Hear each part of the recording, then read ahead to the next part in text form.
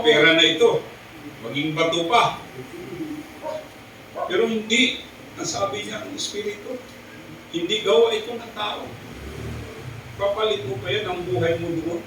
Anuhin mo yung buong mundo, nasa iyo yan. Ngunit ang iyong kaluluwa, mapahamak. Yung mahal mo sa buhay, mapahamak. Hindi natin pwede ipagpapalit yan, kapatid.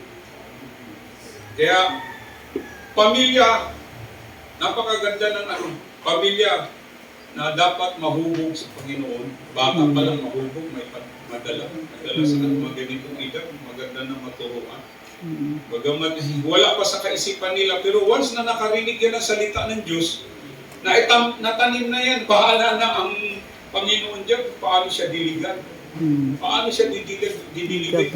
Maaaring mapunta siya sa sulok at bigla na lang ma-realize niya, parang noong unang panahon narinig ko ito. Napubuhayan siya. Kaya nga tayo parang nawala na yung dati nating kaugalian. Ina-isolate na tayo. Ibig sabihin, talagang iniingatan ka kahit sa akong dako. Hinahawi ng Panginoon anuman na pwedeng maging hadlang sa iyo. Patuloy lang tayo, ay kini-encourage ko yung mga may edad na magpagamit tayo.